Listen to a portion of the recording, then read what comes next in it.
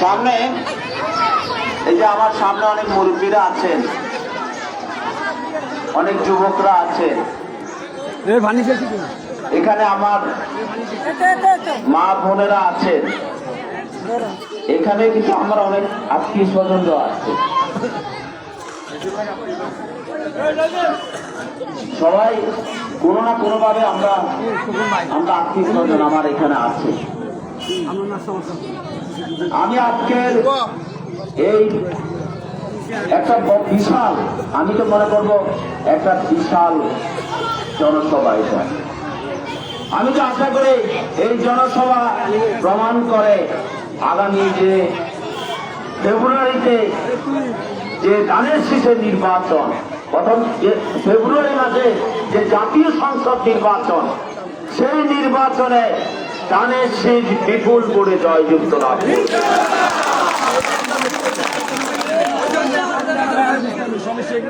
আমি আজকে এই সোনাদিয়া মাইকচারা ইউনিয়নে এসে আমি নিজেকে গর্ব করছি। আবার আমি নিজেকে এত কি বলবো, এত আমার দুঃখ ভারাক্রান্ত নিয়ে আপনাদের সামনে কথা বলতে হচ্ছে। এখানে আমার দাদা দাদির বাড়ি ছিল, আমার জ্যাঠা ছিল, জ্যাঠারা ছিল, আমার বাবা ছিল, অনেকে ছিলেন। আমার দাদাকে, ওনার নাম আব্দুল হাকিম পণ্ডিত, কি অনেকে না এখন নদী ভাঙনের কবরে পড়েছে। আমার জ্যাঠা এখানে একটা মাদ্রাসে চাকরি করতেন।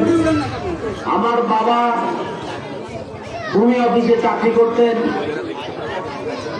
আমার বাবার চাকরির কারণে আমাদের পুরো পরিবারকে সুবর্ণচর থেকে শুরু করে বিভিন্ন জায়গায় আমার বাবা চাকরি করেছে। সেই কারণে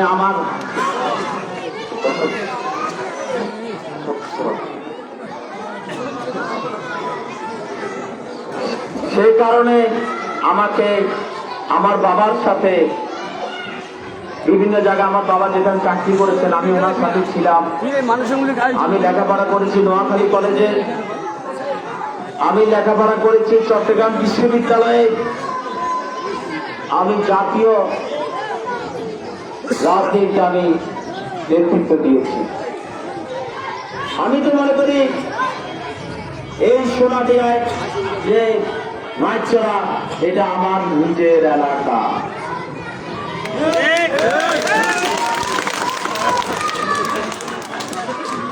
কারণ এখানে আমার দাদা দাদির এখানে কবর আছে, আমার জ্যাঠার কবর আছে, আমার পরিবারের কবর আছে।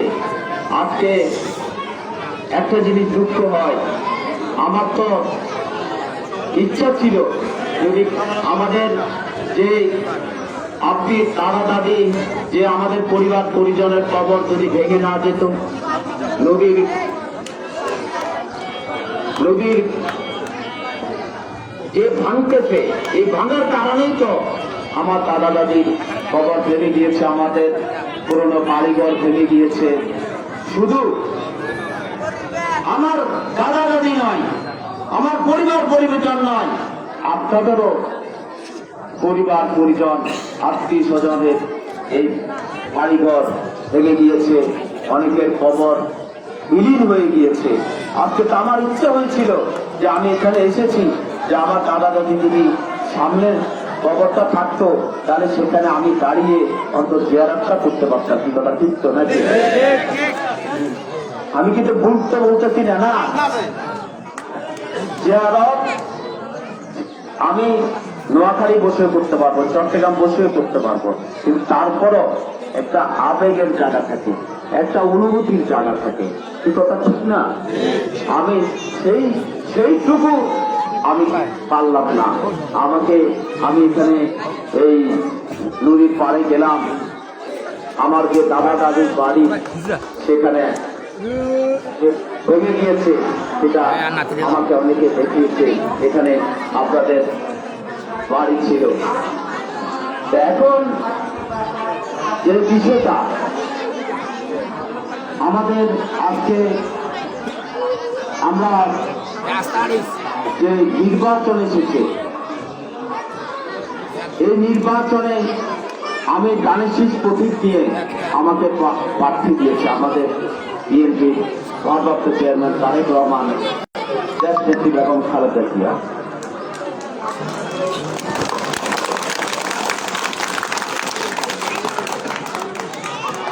আমি আজকের এই বিশাল সভায় আমি আপনাদেরকে বলতে চাই,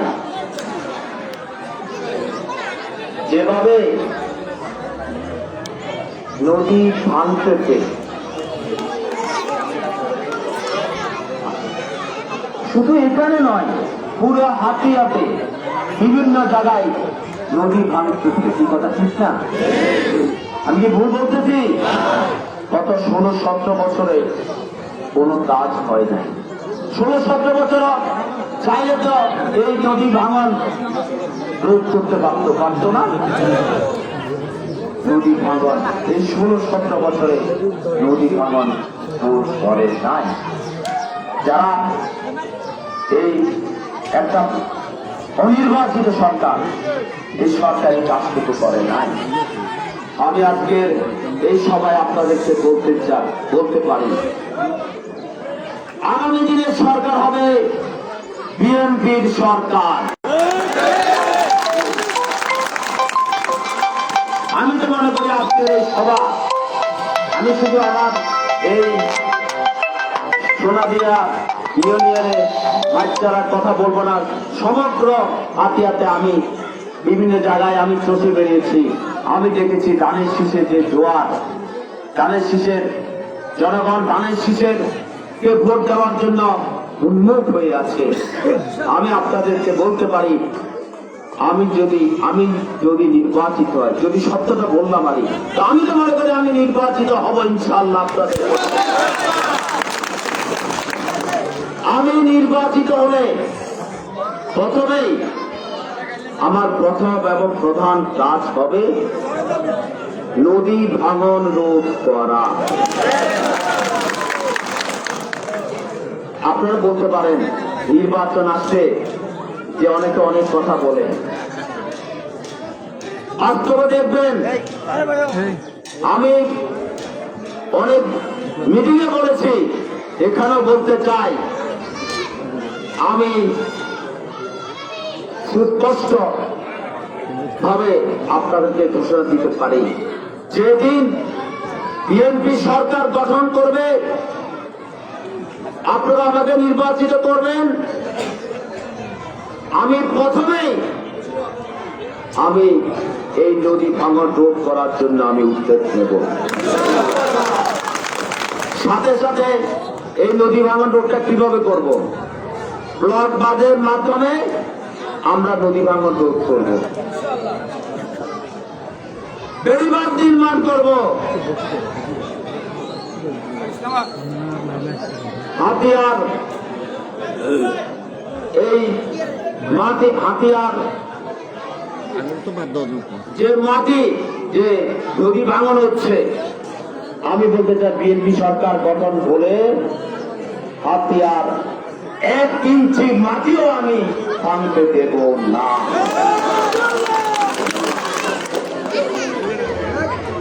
এই জন্য আপনারা আমাকে সহযোগিতা করবেন। কি কথা ঠিক পারবেন তো? আমি তো মনে করি আপনারা পারবেন।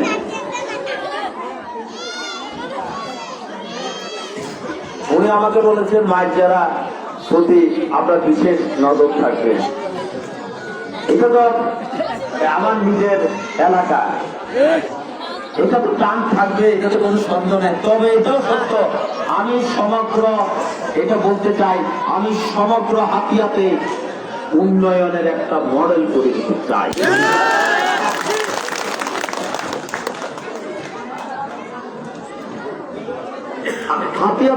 আমাদের হাতিয়াতে দেখেন আজকে যাতায়াত ব্যবস্থার কি অবস্থা। আমরা যাতায়াত ব্যবস্থার উন্নত করব, আমরা চিকিৎসা ব্যবস্থা উন্নত করব, আমরা স্বাস্থ্য কমপ্লেক্স করব, আমরা শিক্ষা ব্যবস্থা উন্নত করব, আমরা হাতিয়াকে একটা পর্যটন অঞ্চলে আমরা পরিণত করব। এখানে আমার নিজের এলাকা, এই কারণে আমি কথাগুলো বলে যেতে চাচ্ছি।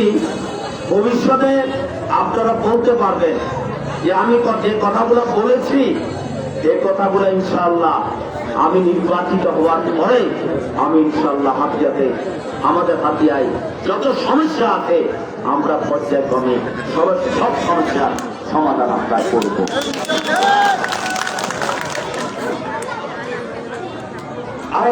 আরো কিছু একটু কথা বলতে চাই। আমাদের এই হাতিয়ায়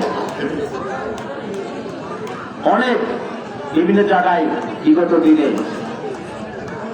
যে সন্ত্রাসী কর্মকাণ্ড হয়েছে বিগত ফ্যাসিস্টের আমলে, আমরা পরিষ্কার বলে দিতে চাই আমাদের হাতিয়ায় কোন সন্ত্রাসীদের ঠাঁই হবে না। আমাদের হাতিয়ায় কোন চাঁদাবাজের ঠাঁই হবে না। আমাদের এই হাতিয়ায় যারা অপকর্ম করে, যারা জনগণের উপর অত্যাচার নির্যাতন করে, তাদের ঠাঁই আমাদের হাতিয়াতে হবে না। এখানে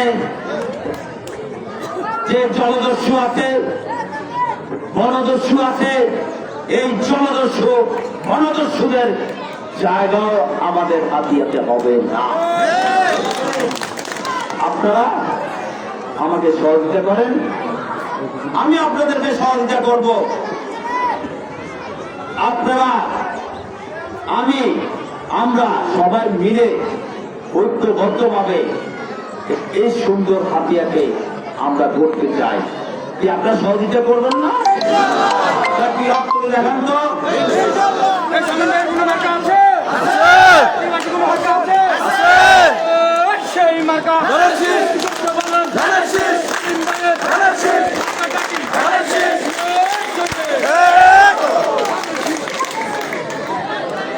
এখানে আমার মা ও বোনেরা আছেন, দেখবেন আমার অনেক আত্মীয়স্বজন আছে। আমি আশা করব, আমি আশা করি এখানে যারা আমার সামনে উপস্থিত রয়েছেন, আগামী ফেব্রুয়ারি মাসে যে জাতীয় সংসদ নির্বাচন, সেই নির্বাচনে আপনারা সবাই দলে দলে আপনারা ভোট কেন্দ্রে গিয়ে ধানের শীষ প্রতীকে আপনারা আমাকে ভোট দিয়ে নির্বাচিত করবেন। এবং আমি আপনাদেরকে কথা দিতে পারি, হাতিয়া হবে শান্তির জনপদ।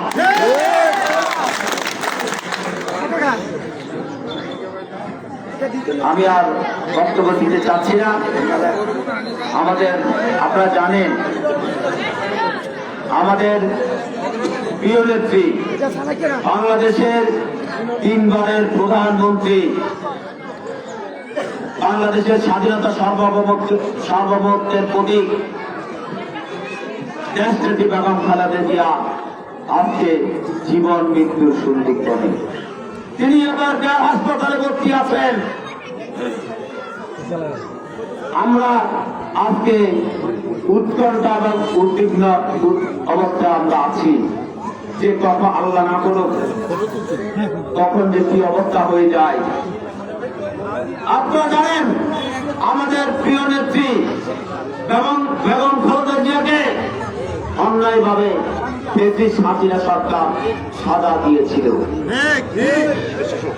এই সাজা কি আমাদের হাতিয়া সব বাংলাদেশের জনগণ মেনেছিল? কেউ এই সাজা মানে নাই। আমাদের দেশের বেগম খালেদা জিয়াকে অন্যায়ভাবে কারাগারে নিয়েছিল। বেগম খালেদা জিয়া তখন সুস্থ ছিল, তিনি হেঁটে হেঁটে কারাগারে গিয়েছেন। আর দেখেন ওনাকে অসুস্থ অবস্থায় উনি বাসায় গিয়েছেন। উনি যখন জেলে ছিলেন আমরা বারবার মিটিং করেছি, আমরা সভা করেছি, সমাবেশ করেছি, আমরা বলেছি আমাদের নেত্রীকে মুক্তি দিন। আমরা বলেছি বেগম খালেদা জিয়াকে চিকিৎসার ব্যবস্থা করেন, উন্নত চিকিৎসার জন্য ওনাকে বিদেশে পাঠান। কিন্তু এই ব্রিটিশ হাসিনা সরকার বেগম খালেদা জিয়ার কোন চিকিৎসার ব্যবস্থা করে নাই, ওনাকে ধীরে ধীরে মৃত্যুর দিকে ফেলে দিয়েছে। আজকে এবার হাসপাতালে আমাদের দেশ নেত্রী বেগম খালেদা জিয়া আজকে জীবন মৃত্যুর সন্ধিক্ষণে।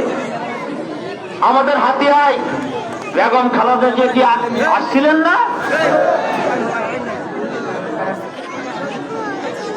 কর্ণী চানন্দিকে তিনি ইউনিয়ন ঘোষণা করেছিলেন,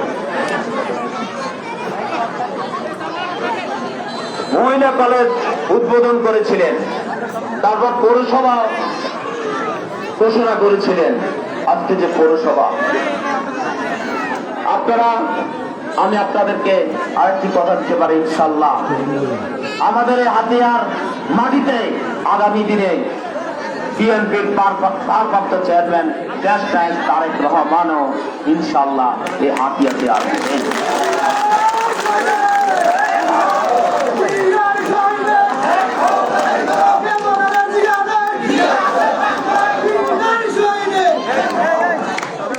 আপনারা সবাই আমাদের দেশনেত্রী বেগম খালেদা জিয়ার জন্য দোয়া করবেন, তিনি যেন আমাদের মাঝে ফিরে আসে, সুস্থ অবস্থায় ফিরে আসে, তিনি যেন আবার বাংলাদেশকে নেতৃত্ব দিতে পারেন।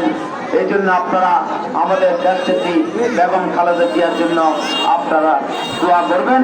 আর সর্বশেষ যে কথাটি বলতে চাই, আপনারা তো এখানে আছেন, আপনারা শুধু ভোট, তো আমি তো যে অবস্থা দেখেছি আপনারা শুধু আমাকে ধানের শীষে ভোট দিবেন, এটা আমি যে সভা দেখেছি সবাই আপনারা হাত তুলে দেখিয়েছেন। আমি আপনাদেরকে বলতে পারি, আপনাদের এলাকার সন্তান হিসাবে আপনারা যে যেখানে আছেন, বিভিন্ন ইউনিয়নে যে যেখানে যান, সেখানে আপনারা ধানের শীষের ভোট চাইবেন। আমি আপনাদের কাছে এটা প্রত্যাশা করি। ঠিক তো, সবাই হাত। আমি সবাইকে আমি আর বক্তব্য রাখতে চাচ্ছি না। ইনশাল্লাহ আগামী দিনে আমি আবারও আসবো, মাগরিবের সময় হয়ে আসছে। আমি সকলকে ধন্যবাদ জানিয়ে আমি আমার বক্তব্য শেষ করছি। খোদা হাফেজ। বাংলাদেশ জিন্দাবাদ। শহীদ জিয়া অমর হোক। দেশনেত্রী বেগম খালেদা জিয়া জিন্দাবাদ।